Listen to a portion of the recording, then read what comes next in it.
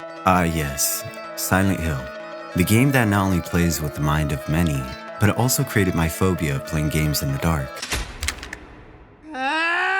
Silent Hill is a psychological horror masterpiece that dropped players into a world shrouded in thick fog, where reality blurs and nightmares take form. Released in 1999, the game stood out with its deeply atmospheric setting, timeless soundtrack, and a twisted storyline that made players question what was real and what was imagined. At the heart of the mystery is Harry Mason, an ordinary guy whose life is about to take a nosedive into the surreal. It all starts when a mysterious figure steps out onto the road, causing a violent car crash that knocks him unconscious. When Harry comes to, his adopted daughter, Cheryl, is missing, and the once quiet town of Silent Hill is swallowed by a thick, unnatural fog.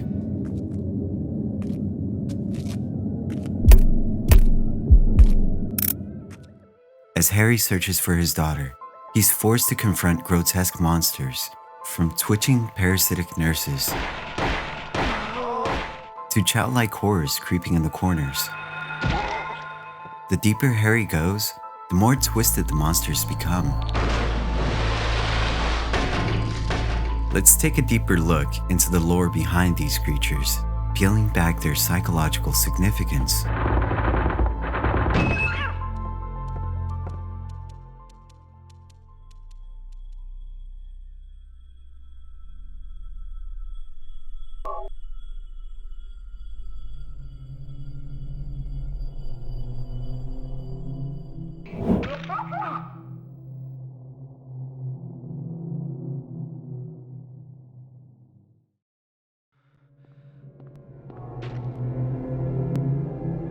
The Grey Child. These pint-sized little nightmares were designed to stick in your head like a creepy nursery rhyme. They're the perfect embodiments of everything that Silent Hill does best, distorting the familiar and turning it into something horrifying. But what exactly are these disturbing creatures, and why do they continue to haunt players more than 2 decades later? You first encounter the Grey Child in one of the most tense and frightening moments early in the game. After arriving in the town and searching for his missing daughter, Harry is led down a narrow alley. As he ventures further in, the surroundings shift. This shift into realities cues the attack by a small but very deadly pack of gray-skinned figures wielding knives. Despite trying to fight back, you're quickly overwhelmed and surrounded by these little guys.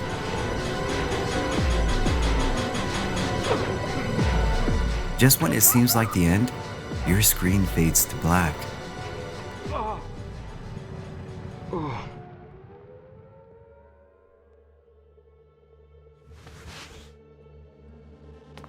Moments later, Harry wakes up in a cafe. Though he's temporarily safe, the memory of the attack still lingers, a premonition of what monsters you'll discover. Oh, and an interesting fact, the sound of the Grey Child is actually children laughing, but reversed. Like if the children's laughter wasn't disturbing enough. What makes the Grey Child so unforgettable isn't just their attack patterns, but how they look and behave. These creatures aren't lumbering zombies or hulking monsters. Their vacant, soulless faces, combined with their unsettling childlike stature, are a twisted mockery of innocence. The Grey Child isn't just there to scare you. Like most things in Silent Hill, they come with some heavy baggage. These monsters are tied to the game's deeper psychological narrative, which revolves around Alyssa Gillespie, the emotionally and physically tormented girl at the center of the Silent Hill's dark mythology. I just want you to lend me a teeny bit of your power, that's all. No. Alyssa's childhood was a waking nightmare, filled with abuse and rejection. The Grey Child are often interpreted as manifestations of Alyssa's painful school experiences, particularly her trauma from being bullied and ostracized by other children. Imagine a child's memory of being taunted and beaten, but look through the disturbing lens of Silent Hill, where every bad memory becomes a living nightmare. Why? What is keeping keeping that child alive.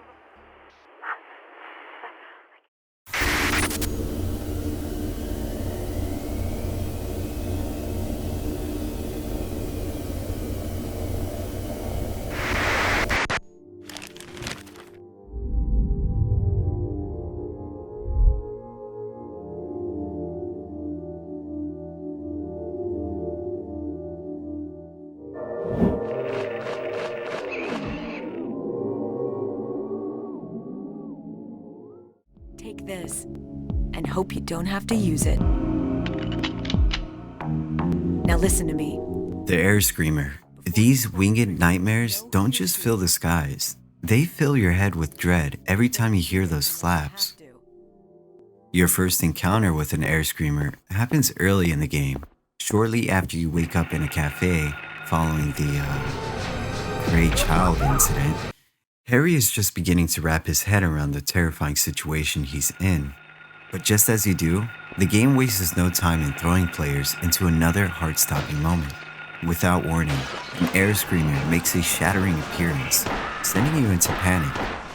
This attack sets the tone for what you can expect from the game, the constant threat of danger, even when it seems like you're in a safe place. The Air Screamer is not just a simple flying monster. Its design is inspired by a pteranodon, a prehistoric flying reptile, specifically an illustration from The Lost World by Arthur Conan Doyle, one of Alyssa's favorite books. The pteranodon represents the fascination with dinosaurs and prehistoric creatures that many children share, including Alyssa. After you fend off this initial attack, the Air Screamers become a frequent presence in the game as you navigate the fog-filled streets, constantly lurking in the sky, ready to swoop down at any given moment.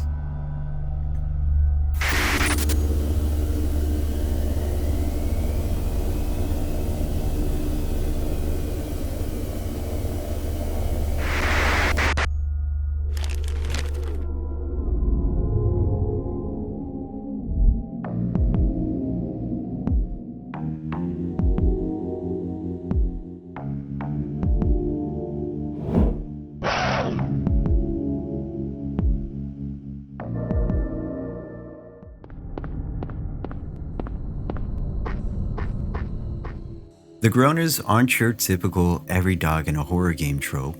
They're fast, twisted, and downright, well, actually no. They are absolutely your every dog in a horror game trope. After exiting the cafe, you're quickly reminded that this town has no safe zones. As you make your way through the eerie streets, you suddenly hear a low growl. But before you have time to even process it, something bolts out from the mist. A dog-like creature, barreling straight at you, jaws snapping, eyes gleaming with aggression. There's no slow build-up here. These monsters go straight for the throat, setting a frenetic pace that has you scrambling for your gun or making a desperate attempt to run. The Groaners might look like dogs at first glance, but there's something deeply wrong with them. Their bodies are skeletal and gaunt, with exposed flesh that looks like it's been rotting away. While dogs aren't often seen as predators, Alyssa's warped reality twists them into something far more menacing. These monsters likely symbolize her feelings of being hunted and constantly under threat. Their rotting appearance fits right into the town's theme of corruption, where nothing remains pure, not even animals. The Groaners embody the raw, primal fear of being chased and attacked by something savage and uncontrollable.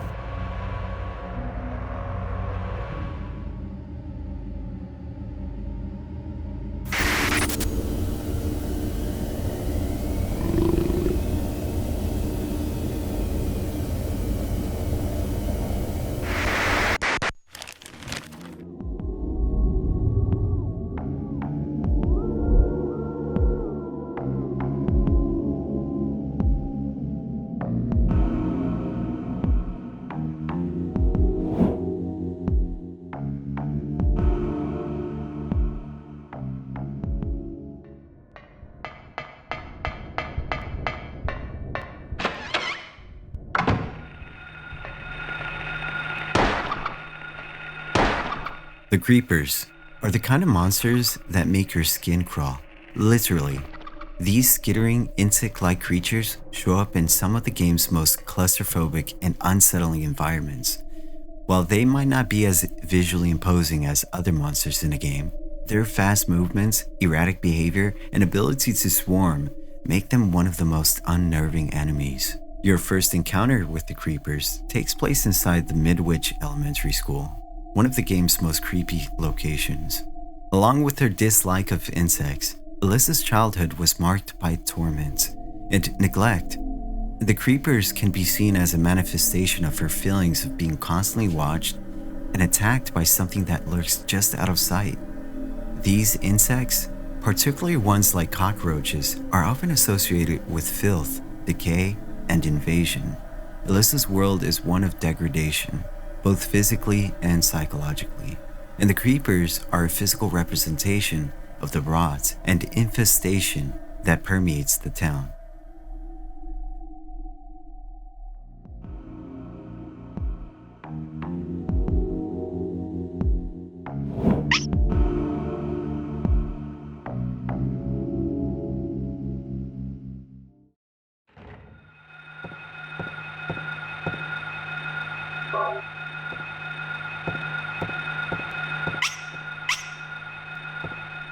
Among the many unsettling monsters in the game, the Larval Stalkers ironically stand out for one simple reason.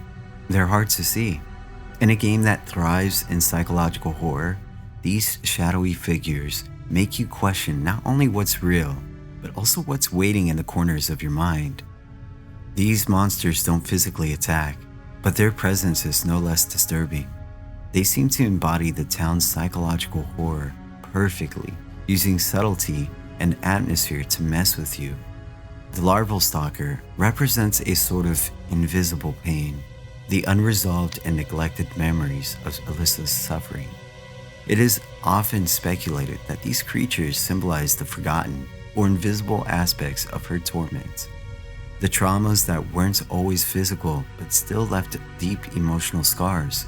They don't attack because they don't represent immediate danger. They represent the psychological wounds that haunt a person long after the abuse has ended.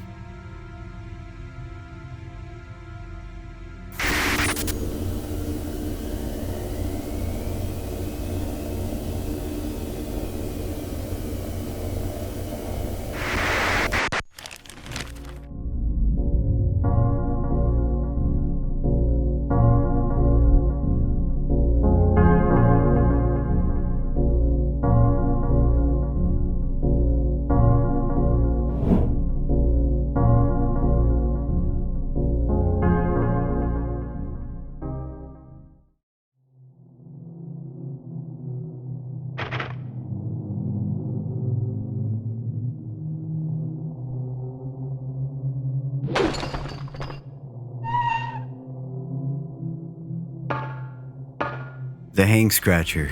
These clawed frog reptilian-like monsters add another layer of fear to the game's already oppressive atmosphere, combining grotesque design with relentless aggression. This monster uses the walls and ceiling to move quickly, much like a lizard, making it harder to track. You're no longer just looking ahead or behind. Now, you have to worry about what's crawling above you. The tight, claustrophobic tunnels of the sewers amplify the fear, leaving you with little room to escape or maneuver as the creature claws its way closer. The Hang Scratcher's frog-like appearance may represent feelings of being overwhelmed or overrun by something uncontrollable. For Alyssa, this monster may be a manifestation of her fears of being consumed by something larger than herself, whether that be the cults that tortured her or the physical pain she endured.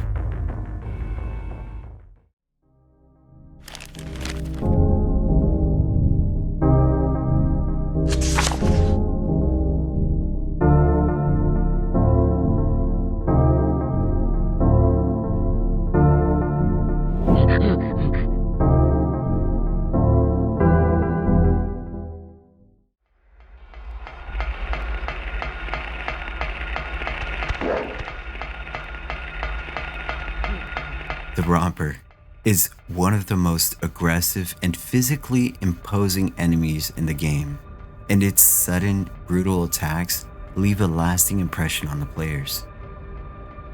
The first time you encounter a Romper happens in a nightmare central Silent Hill section of the game. This monster has a distinctly horrifying design, appearing as a humanoid figure that seems both skinless and burned. Its entire body looks raw and exposed, with a grotesque, almost molten texture, as if the creature has been scorched or stripped of its flesh. Its face, smeared with wires and what appears to be worms, lacks any clear facial features, giving it an eerie, almost faceless appearance that makes it difficult to understand or relate to on a human level. The Romper's powerful, muscular body is hunched over, giving it an animalistic posture reminiscent of a gorilla. Its oversized arms are used not only for movement, but delivering devastating tackles and pounces, making it rather difficult and terrifying to face these guys head on. These monsters are thought to represent Alyssa's deep-seated fear of authoritative adults, figures in her life who had power over her, and used that power to hurt and control her. Alyssa's mother, Dahlia, and the cults that manipulated and tortured her are the primary sources of this fear, and the Romper is a manifestation of these abusive and controlling forces.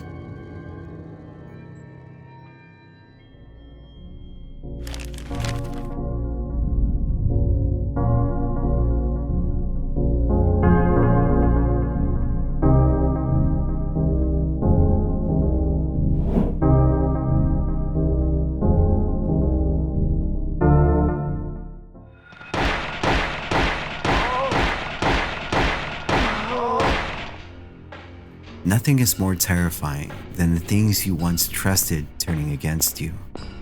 Enter the puppet doctor and nurse, a twisted, grotesque version of the very people meant to heal and protect us. Possessed by an unseen parasite, these once human figures have been warped into something nightmarish, becoming nothing more than puppets of evil. Your first encounter with the puppet medical staff happens in the cold, sterile halls of Alchemila Hospital, a place that should be a sanctuary of healing but has become a breeding ground for nightmare fuel. Just when you think things can't get creepier, you hear the unmistakable sound of dragging footsteps.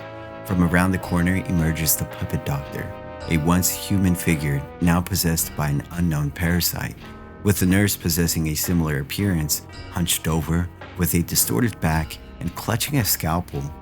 It moves with an unnerving, jerky gait. Its eyes are blank, devoid of life or reason, and the scalpel it wields is no longer a tool for healing, but a weapon of death.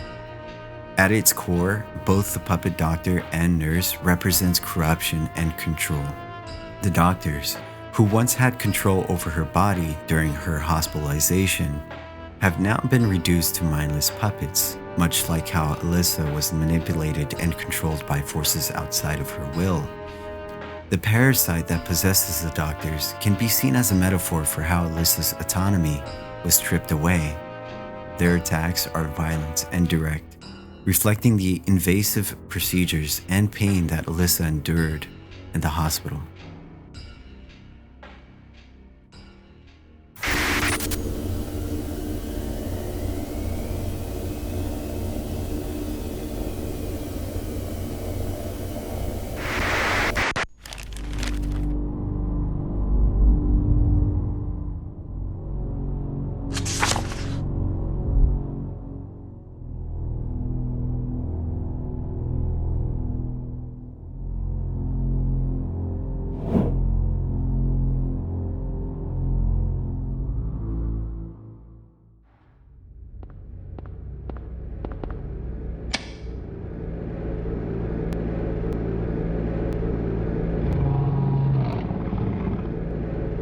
The Split Head, a monster ripped straight out of a childhood nightmare. As the first major boss battle, the Split Head sets the stage for the horrors that Harry will continue to face in his search for his missing daughter. The monster is encountered deep within the Otherworld version of Midwich Elementary School. The clues leading up to this encounter are subtle but frightening. Early in the game, Harry finds notes on the school's reception desk that allude to an ancient fairy tale about a great lizard. The note ominously states that at 5 on a dot, flames rend the silence, awakening the hungry beast. This is a direct reference to the split head, but at the time, it's just a cryptic message. It's not until Harry solves the puzzle to activate the boiler and hears the roaring noise echoing through the building that the pieces come together. This is the moment when the fairy tale becomes terrifyingly real. The roaring sound, the same as the one made by the split head, signals the creature's awakening. For Harry, it's the culmination of eerie hints and disturbing imagery, but for Alyssa, this moment is deeply tied to her childhood trauma. Every time she heard the boiler while at school, she imagined it to be the sound of the great lizard from her fairy tale. Now, in her manifested other world, that very lizard has come to life.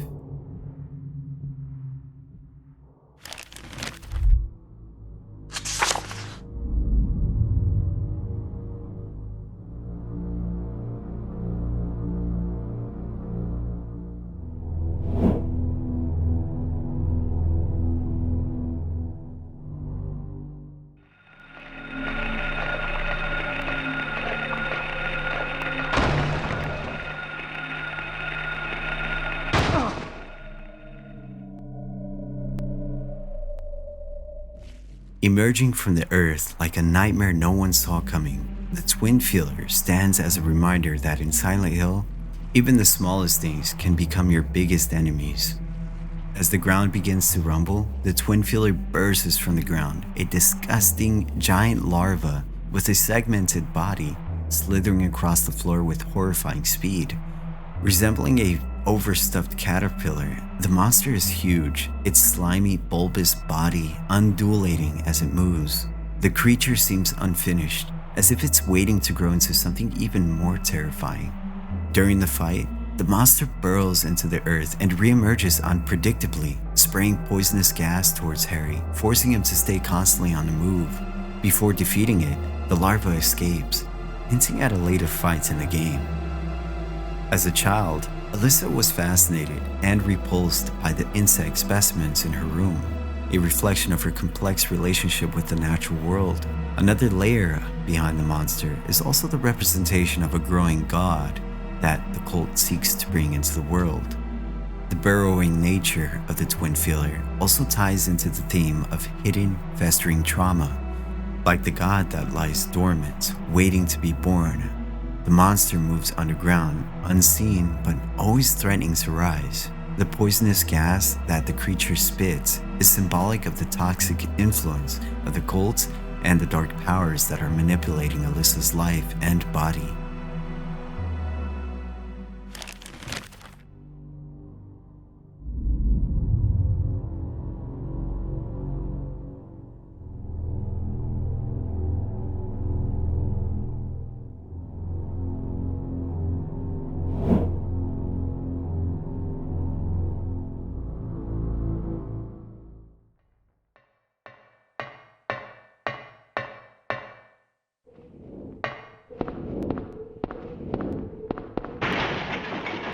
The Floatstinger serves as the mature form of the Twinfeeler. While the Twinfeeler represented an incomplete larval stage of fear and transformation, the Floatstinger marks the full evolution of this monstrous nightmare, brought to life by Alyssa's childhood fears. This grotesque airborne creature isn't just another boss. It's a symbol of Alyssa's transition into a powerful supernatural figure, and its death signals a critical shift in the game's twisted reality. This monster is first encountered atop the roof of the post office, which is located across from Alchemilla Hospital. The creature is now fully developed, no longer a grounded, crawling larva, but a giant flying insect with a deadly stinger. This boss battle is visually and thematically different from previous encounters, as this monster uses the open air to its advantage, diving down at Harry with lethal precision. The Floatstinger represents Alyssa in her full realized form. As the previous stages of this monster has grown into a flying deadly creature, Alyssa has also transitioned into a powerful supernatural figure. The stinger of the monster also represents the growing threat of the cult's god, which looms over the game's narrative. Alyssa's supernatural abilities, though developed from her trauma, have been manipulated by her mother and the cult in an effort to birth their god into the world.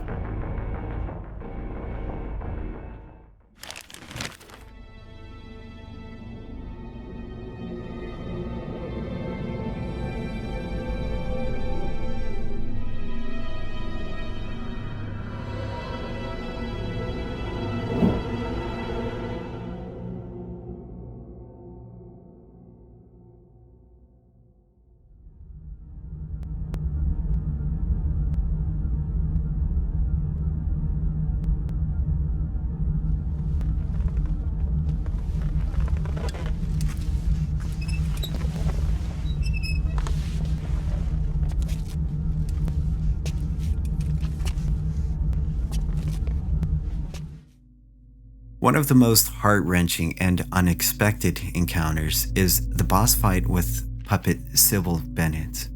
Before her possession, Cybil Bennett was introduced as one of Harry's first few allies.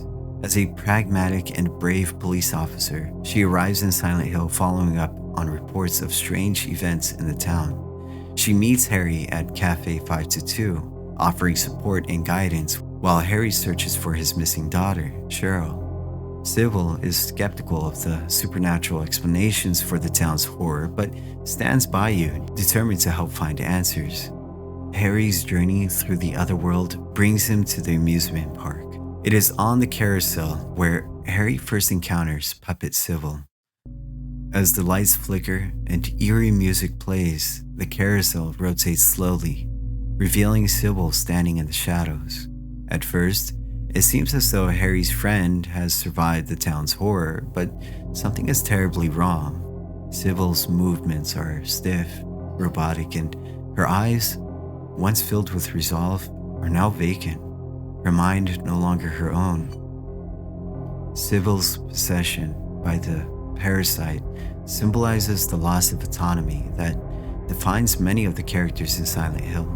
Cybil is a strong, independent woman, and yet even she is not immune to the other world's power.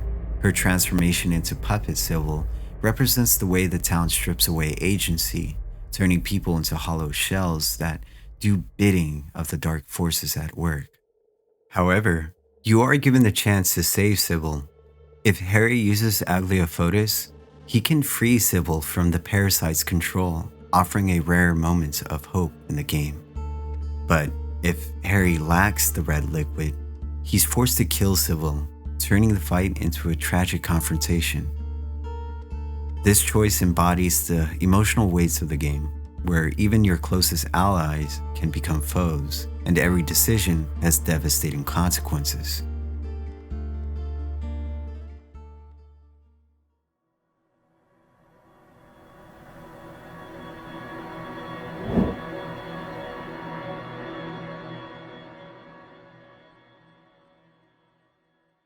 Dahlia. Well, well, well. To think you'd make it this far. Where's Cheryl? What have you done to her? As one of the two final bosses of the game, the Incubator represents one of the most haunting and symbolic figures.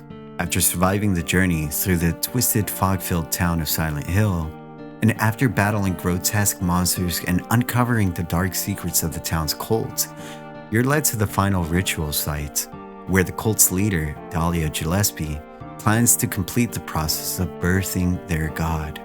At this point, Harry learns that Cheryl, his missing adopted daughter, was actually a fragment of Alyssa Gillespie's soul, separated from her 7 years prior to prevent the birth of the cult's god.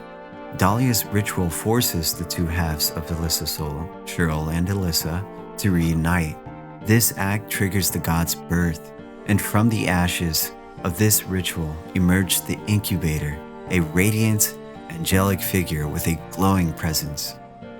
However, Your journey through Silent Hill has shown you that appearances can be deceiving.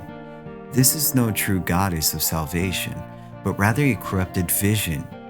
Alyssa's idea of divinity manipulated by the cult's dark practices. This monster is deeply symbolic, embodying the themes of innocence, divinity, and sacrifice.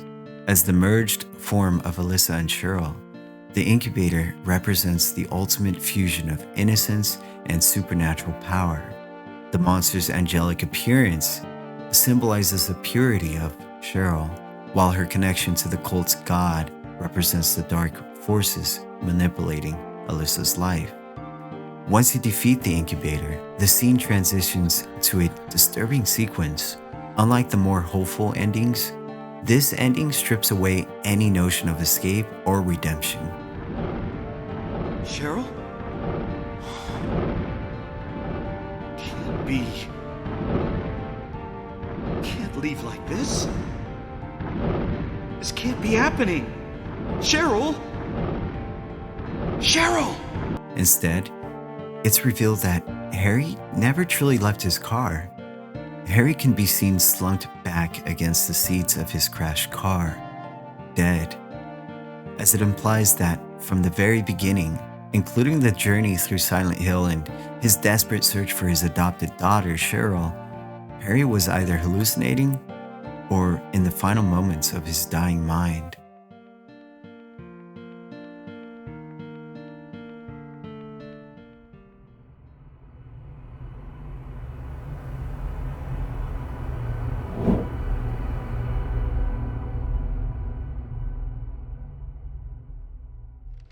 I was shocked to realize the talisman of Metatron was being used.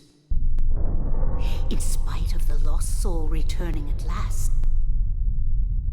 Just a little longer and all would have been for naught. It's all because of that man. We must be thankful to him. And then we have the other final boss, the Incubus.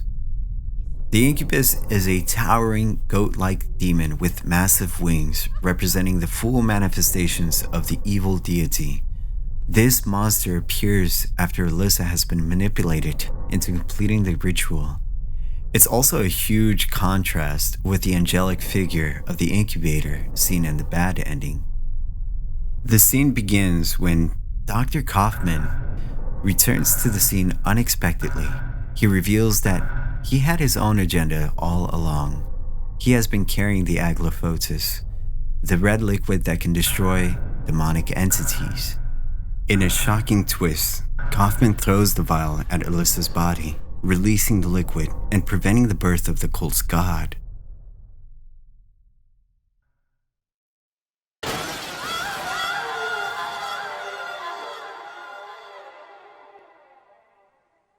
But something isn't right.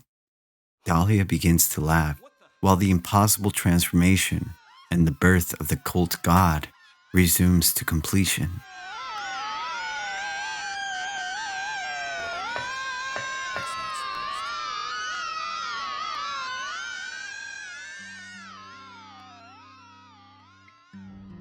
After defeating the Incubus, Harry, Cybil, and Kaufman are left in a quiet moments of reflection. But things take another turn when Lisa Garland, whose only existence relied on the consciousness of Alyssa's fragmented mind, appears and drags Kaufman into the other world, sealing his fate. This moment confirms that even though Kaufman escaped the immediate danger, his past actions and involvement with the cult have doomed him. With the danger seemingly over, Alyssa reappears before Harry, still carrying the essence of Cheryl's soul. In this emotional moment, Alyssa and Cheryl hands Harry a newborn baby, representing Cheryl's reincarnation and the beginning of a new life. This gesture signifies that Cheryl has been reborn from the ashes of the ritual, offering a new hope for the future. But if these endings aren't what you expected, then there is one more thing you can do. Look to the skies and ask yourself, Have you seen a little girl around here?